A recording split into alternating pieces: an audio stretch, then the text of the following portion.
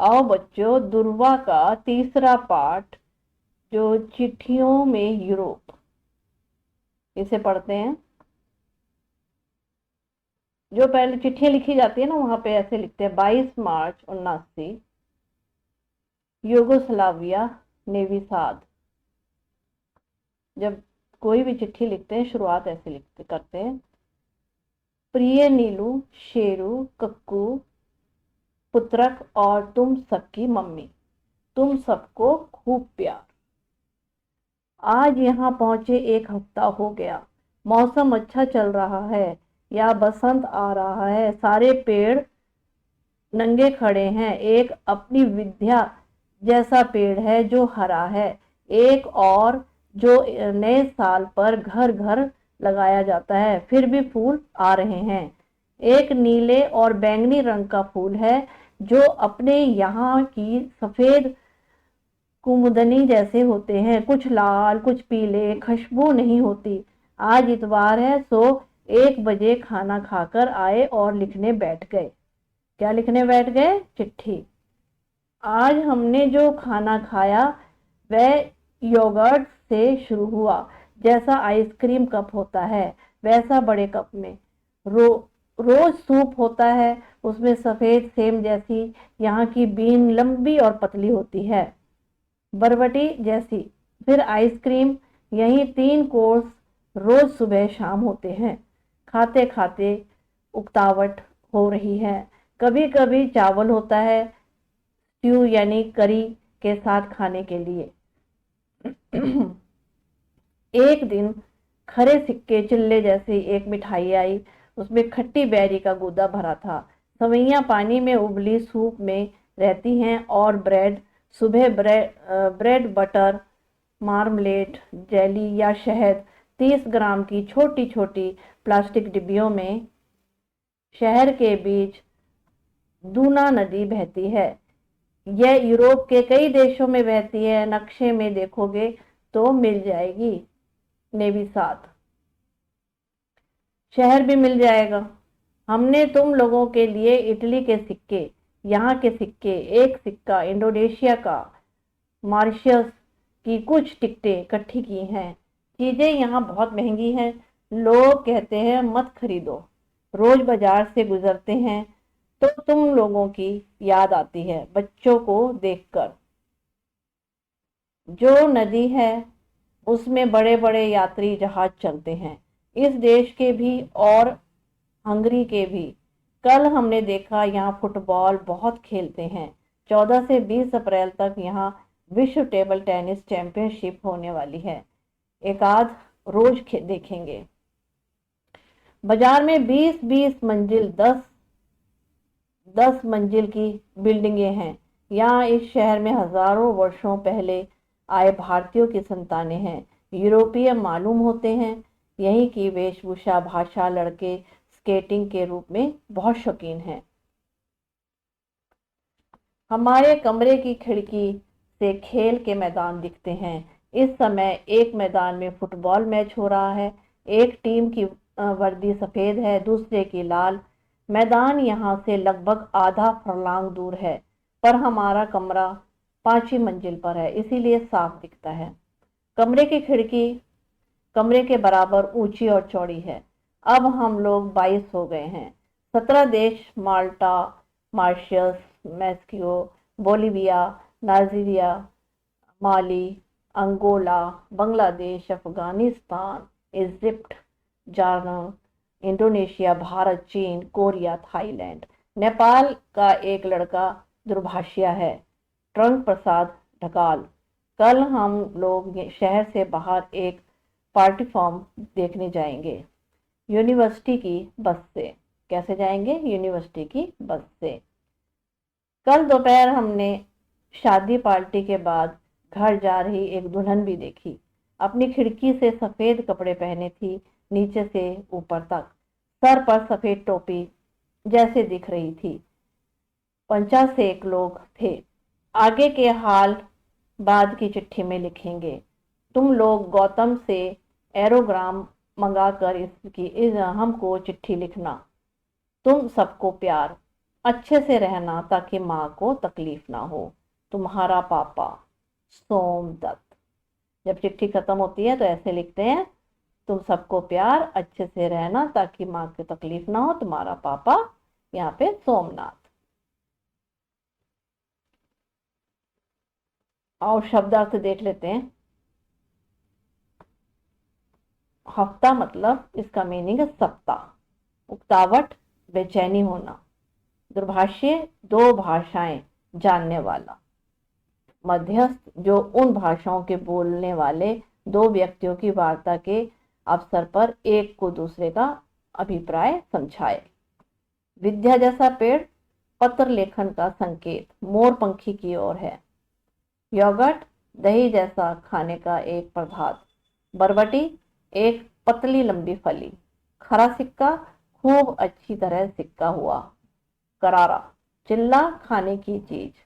50 से लगभग 50 संख्या बताई गई है। फरलांग दूरी का एक माप है। एरोग्राम विदेश में भेजे जाने वाली चिट्ठी को एरोग्राम कहते हैं।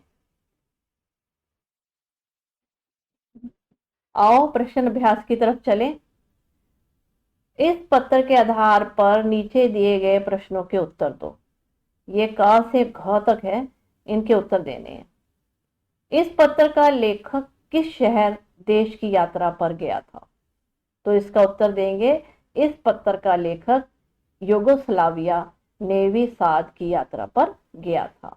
ख उस देश में कौन कौन से खेल खेले जाते हैं, वहां कौन सा खेल सबसे अधिक लोकप्रिय है? तो उत्तर देंगे, यहाँ के लोग फुटबॉल बहुत खेलते हैं, टेबल टेनिस और स्केटिंग भी उन्हें पसंद है। ग उस देश के कुछ खाद्य पदार्थों के नाम बताओ। तो इसका उत्तर देंगे, उस देश के कुछ खाद्य पदार्थ योगर्ट, सूप, सफेद सेम, आइसक्रीम, चावल, स्ट्यू, चिल्ले जैसी मिठाई जिसमें खट्टी बेरी का गूदा भरा हुआ होता है, सवैयां, उबली सूप, ब्रेड बटर, मार्मलेट आदि हैं। लेखक ने वह यह क्यों कहा कि अच्छे से रहना ताकि माँ को तकलीफ ना हो? इसका उत्तर देंगे, यह लेखक ने इसलिए लिखा है क्योंकि वह शहर से बाहर था और माँ अपने बच्चों के साथ अकेली थी।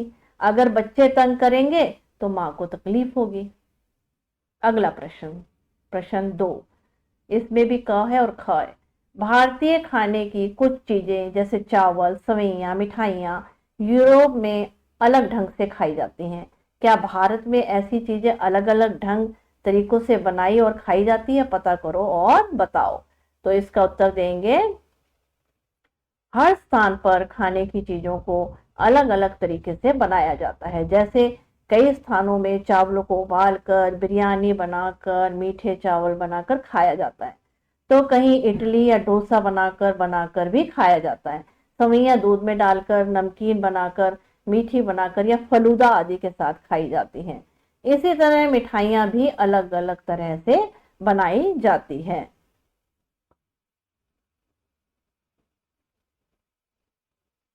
खा प्रश्न देखेंगे पहले। दूना नदी यूरोप के कई देशों में बहती है। दूना नदी जो है यूरोप के कई देशों में बहती है। भारत में भी अनेक ऐसी नदियां हैं जो कई राज्यों के बीच में बहती है। ऐसी कुछ नदियों के नाम लिखो और ये पता करो कि वे कौन कौन से राज्यों से होकर बहती है। नदी के नाम लिखने हैं यहाँ पर और राज्यों के नाम लिखने हैं। आओ उत्तर बताएं।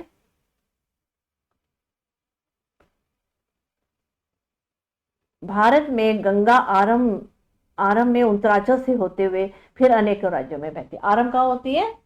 उत्तरांचल से, फिर अनेक राज्यों में जाकर बहती है। बंगाल के कलकत्ता शहर के पास महासागर में मिल जाती है। यमुना नदी दिल्ली, मथुरा, इलाहाबाद, कृष्णा नदी दक्षिण भारत, कावेरी नदी दक्षिण भारत, चेन्नई में समाप्त होती है। नर्मदा नदी नासिक महाराष्ट्र में बहती है। अब नदी के नाम है यहाँ पे और यहाँ राज्य के नाम है। गंगा हरिद्वार, गाजियाबाद, पटना, बिहार, बंगाल में। यमुना नदी दिल्ली उत्तर प्रदेश में। नर्मदा महाराष्ट्र में। कावेरी दक्षिण भारत में। अगले प्रश्न की तरफ चलते हैं। पत्र में लिखा गया है कि मौसम अच्छा चल रहा है, यहाँ बसंत आ रहा है। भारत के अलग अलग भागों में भी अलग अलग तरह के मौसम रहता है। साल भर अलग अलग ऋतुएं अपना प्रभाव दिखाती हैं। अब तुम बताओ कि तुम्हारे प्रदेश में साल भर में कौन सा मौसम रहता है। इसका उत्तर देंगे, हमारे प्रदेश में साल भर में हर 3-3 महीने में ऋतुएं बदलती रहती हैं, सर्दी, गर्मी, बरसात और बसंत। अगला प्रश्न, अपने प्रदेश की कुछ खाने पीने की चीजों के नाम बताओ। क ये है, इसका उत्तर देंगे दाल बाटी, चूरमा, दाल चावल, रायता, सब्जी, रसगुल्ला तथा अन्य मिठाइयाँ। ख प्रश्न है, अपने मनपसंद व्यंजनों को बनाने की तालिका पता करो और लिखो। सामग्री और विधि। तो इसका उत्तर देंगे, बच्चे अपने हिसाब से भी अपनी पसंद की तालिका बना सकते हैं। यहाँ पे उत्तर देंगे आलू की कचौड़ी। सामग्री क्या लगेगी इसमें? आलू, आटा, घी, नमक, मिर्च, हरी मिर्च, अदरक, गरम मसाला, हरा धनिया। अब बनाने की विधि क्या रहेगी? आलू उबालकर छीलकर मसल लें, उसमें हरी मिर्च, हरा धनिया, अदरक, गरम मसाला, नमक, मिर्च आदि डालकर पिट्ठी तैयार करके रख लें। आगे क्या करेंगे? आगे क्या विधि? आटा मारते समय उसमें थोड़ा सा घी डालकर मारे। आटा बहुत मुलायम ना हो, फिर छोटी छोटी पेड़ियाँ बनाकर उसमें आलू की पिट्ठी भरकर हल्का सा बेलें और गरम घी में भूरा होने तक तलें, फिर निकाल कर गर्मा गर्म परोसें। अगला प्रश्न, इस पुस्तक के किसी पाठ में है कि कुछ लोगों को कोई खास वस्तु इकट्ठा करने का शौक होता है। कुछ लोग गुड़िया, पुस्तकें, चित्र, तो कुछ लोग डाक टिकट इकट्ठा करते हैं। यदि तुम्हें भी कोई चीज इकट्ठा करने का शौक है तो इसके बारे में अपने साथियों को बताओ। ठीक है, अपने यहाँ अपने किसी परिचित के बारे में लिखो जो इस तरह की चीजें इकट्ठा करता हो, और तुम इन चीजों के बारे में लिख सकते हो। तो इसका हम उत्तर देंगे पहले पहले का, यदि आप कुछ इकट्ठा करने का शौक रखते हैं तो उसके बारे में अपने साथियों को बताएं, ये चीजें आप कहाँ से लाकर इकट्ठी करते हैं। दूसरे का बताएंगे, ये आपके व्यक्तित्व अनुभव पर आधारित प्रश्न है, इसका उत्तर आप स्वयं दें। अगर आप लिखना चाहते हैं तो इस प्रकार लिख सकते हैं। का मेरी एक मित्र को दिया सलाई की डिब्बियां इकट्ठी करने का शौक था। खा वह यह डिब्बियां जहां भी देखती उठा लेती और सड़क पर ही क्यों ना हो वहीं से उठा लेती, विदेशी मित्रों से भी मंगवाती है। एक दिन उसे 2-3 तरह की सुंदर डिब्बियां मिल गई। बस उसी दिन से उसको ये शौक लग गया। वह इकट्ठी की गई चीजों को संभाल कर एक फाइल में लगाती है। इनको इकट्ठा करने में बहुत कठिनाई आती है क्योंकि तरह तरह की डिब्बियां मिलनी आसान नहीं होती हैं। प्रश्न 6, इस पत्र में लेखक ने अलग अलग तरह के पेड़ पौधों का जिक्र किया है। पता लगाओ वे कौन से पेड़ पौधे हो सकते हैं। इस काम के लिए तुम अध्यापकों, साथियों, पुस्तकालय या अन्य साधनों से भी आप सहायता ले सकते हैं। जैसे ये संकेत है क, जिसे नए साल पर लगाते सजाते हैं, यहाँ नाम लिखना है। ख, सफेद कुमुदनी जैसा नीला बैंगनी फूल, यहाँ पे इसका नाम लिखना है। और ग, लाल और पीले फूल वाले पौधे, यहाँ इसका उत्तर दे रखा है गुलाब, सूरजमुखी, कनेर। तो हमने इसका उत्तर इस तरीके से लिखना है, जिसे नए साल पर लगाते सजाते हैं उसे देवदार का वृक्ष कहते हैं। देवदार, ये देवदार का वृक्ष है। और सफेद और कुमुदनी जैसे नीले बैंगनी फूलों को आक का फूल कहते हैं। काय का? आक का फूल। लाल और पीले फूलों वाले पौधे को गुलाबी, सूरजमुखी, कनेर, ये तो उत्तर दे ही रखा था प्रश्न में। अब 7वां जो है, इस पत्र में अनेक देशों, शहरों, नदियों का जिक्र किया गया है। नीचे दिए गए मानचित्र में उन स्थानों के नाम भरो। तो बच्चों ये अपना ये जो चित्र दिया है इसमें आपने नदियों के और शहरों के नाम भरने हैं।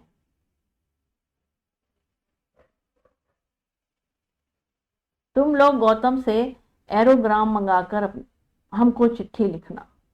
ऊपर के वाक्य पर ध्यान दो कि किसी डाकघर में जाकर पता करो कि एरोग्राम किसे कहते हैं।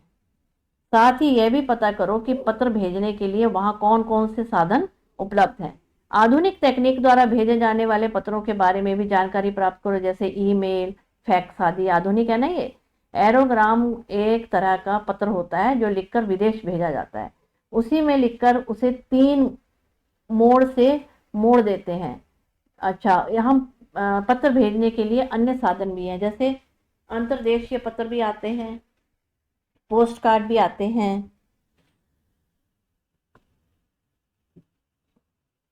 पत्र अपने समय के महत्वपूर्ण व्यक्तियों की बातों, विचारों का दस्तावेज होता है, इसीलिए महत्वपूर्ण पत्रों का संकलन भी किया जाता है और समय समय पर उसमें लाभ भी उठाया जाता है। तुम्हें पता होगा कि भारत की आजादी के लिए क्रांतिकारी आंदोलन भी चला था, जिससे सरदार भगत सिंह भी शामिल थे। स्वतंत्रता संघर्ष के दौरान उनके द्वारा अपने मित्रों को लिखे गए पत्र, एक पत्र को आगे दिया गया है, तुम इसे पढ़ सकते हो। क्या लिखा है देखो उन्होंने।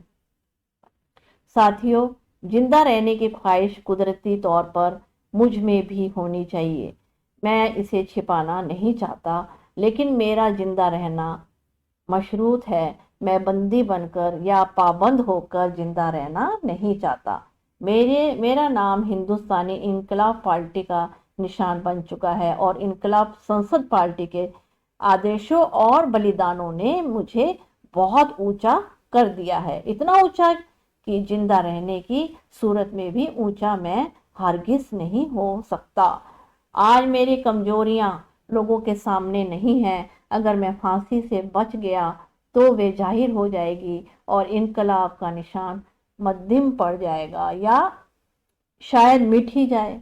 लेकिन मेरे दिले राना ढंग से हंसते हंसते फांसी पाने की सूरत में हिंदुस्तानी माताएं अपने बच्चों के भगत सिंह बनने की आरजू किया करेंगी और देश की आज़ादी के लिए बलिदान होने वालों की तादाद इतनी बढ़ जाएगी कि इनकलाब को रोकना साम्राज्यवाद की संपूर्ण शैतानी शक्तियों के बस की बात ना रहेगी। हाँ, एक विचार आज भी कचोड़ता है। देश और इंसानियत के लिए जो कुछ हसरतें मेरे दिल में थी, उसका हजरावा हिस्सा भी मैं पूरा नहीं कर पाया। 1000वां हिस्सा भी उसका मैं पूरा नहीं कर पाया। अगर जिंदा रह सकता तो शायद इनको पूरा करने का मौका मिल जाता और मैं अपनी हसरतें पूरी कर सकता। इसके अलावा कोई लालच मेरे दिल में फांसी से बचा रहने के लिए कभी नहीं आया। मुझसे ज्यादा खुशकिस्मत और कौन होगा। मुझे आजकल अपने आप पर बहुत नाज है। अब तो बड़ी बेताबी से आखिरी इंतहा का इंतजार है। आरजू है कि यह और करीब हो जाए। आपका साथी भगत सिंह। देखो बच्चों, ये भगत सिंह द्वारा लिखा गया ये जो पत्र है, ये आज भी पढ़ा है, जो सब पढ़ते हैं। तुम्हें इस पत्र द्वारा आजादी से पहले किसके बारे में और क्या जानकारी मिली? इसका उत्तर देंगे। इसमें भगत सिंह के बारे में पता चलता है कि भगत सिंह ने फांसी पर चढ़ने से पहले क्या सोचा था। अगला, तुमने देखा कि पत्रों द्वारा तुम्हें देश विदेश की नहीं बल्कि किसी भी समय किसी भी महत्वपूर्ण बात की जानकारी मिल सकती है। तुम अपनी पसंद के विभिन्न समय, समाज, महत्वपूर्ण संदर्भों से जुड़े कुछ पत्रों का एक संकलन तैयार करो और उस पर अपने साथियों के साथ बातचीत करो। छात्र इसे स्वयं करें, क्योंकि यह भाग छात्रों की बौद्धिक क्षमता को बढ़ाने का है। तो बच्चों, ये आपको अपने आप करना है। धन्यवाद।